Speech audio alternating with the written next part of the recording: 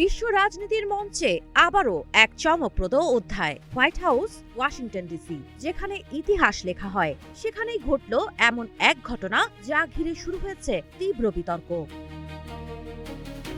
ভেনেজুয়েলার বিরোধী নেতা মারিয়া করিনা মাচাদো সরাসরি সাক্ষাৎ করলেন যুক্তরাষ্ট্রের প্রেসিডেন্ট ডোনাল্ড ট্রাম্পের সঙ্গে। কিন্তু এই সাক্ষাতের সবচেয়ে আলোচিত মুহূর্ত ছিল এক অপ্রত্যাশিত উপহার।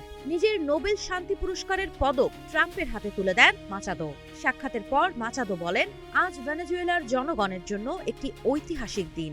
অন্যদিকে ট্রাম্প সামাজিক যোগাযোগ মাধ্যমে পোস্ট করে লেখেন, এই পুরস্কার পারস্পরিক শ্রদ্ধার এক চমৎকার নিদর্শন। কিন্তু প্রশ্ন উঠছে, নোবেল শান্তি পুরস্কারের পদক কি আদৌ উপহার দেওয়া যায়? নোবেল কমিটি দ্রুত স্পষ্ট করে জানায়, নোবেল পুরস্কার কখনোই ভাগ, বাতিল বা হস্তান্তরযোগ্য নয়। পদকের মালিক বদলাতে পারে, কিন্তু বিজয়ীর পরিচয় বদলায় না। এই বৈঠকের পেছনে রয়েছে গভীর রাজনৈতিক টানাপোড়েন। কারণ ভেনেজুয়েলায় প্রেসিডেন্ট নিকোলাস মাদুরোকে আটক করার পর অনেকেই আশা করেছিলেন যুক্তরাষ্ট্র মাচাদোকেই সমর্থন দেবে। 2024 সালের বিতর্কিত নির্বাচনে জয় দাবি করেছিলেন তিনি, কিন্তু বাস্তবে ঘটে ঠিক উল্টোটা। ট্রাম্প প্রশাসন মাচাদোকে পাশ কাটিয়ে কাজ শুরু করে ভারপ্রাপ্ত প্রেসিডেন্ট দেলসি রদ্রিগেজের সঙ্গে। এমনকি ট্রাম্প তাকে প্রকাশ্যে একজন অসাধারণ মানুষ বলেও প্রশংসা করেন।